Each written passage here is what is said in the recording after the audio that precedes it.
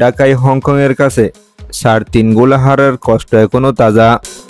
কিন্তু কাইতাক স্টেডিয়ামে বাংলাদেশ লড়েছে মাথা উঁচু করে।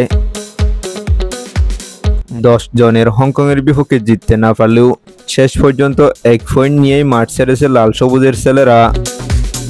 ম্যাচটা ছিল এশিয়ান কাপের বাছাই পর্বে টিকে থাকার লড়াই। বাংলাদেশের সামনে একটাই সমীকরণ, জয় ছাড়া কোনো পথ নেই। কিন্তু প্রথমার্ধেই বিপত্তি। ৩২ মিনিটে পেনাল্টি থেকে গোল করেন হংকংয়ের অধিনায়ক মাদ। দ্বিতীয়ার্ধে মাঠে ফেরে বাংলাদেশ।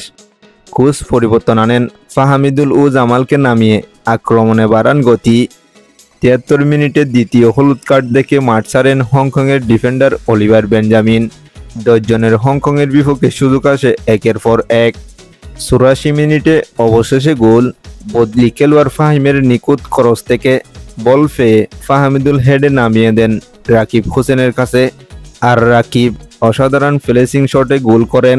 বাংলাদেশ ফিরে আসে সমতায়। শেষ ৬ মিনিট পুরোপুরি আক্রমণে কাটায় বাংলাদেশ।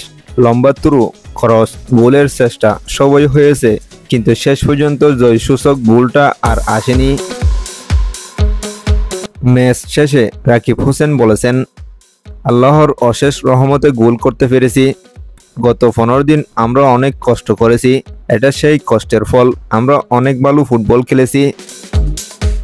হংকংয়ের বিপক্ষে ড্র করায় কোচ কাবেরাও মহাখুশি।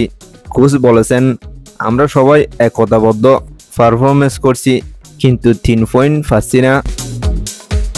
এই ড্রয়ের কারণে বাংলাদেশের এশিয়ান কাপের চূড়ান্ত পর্বে খেলার আশা প্রায় শেষ।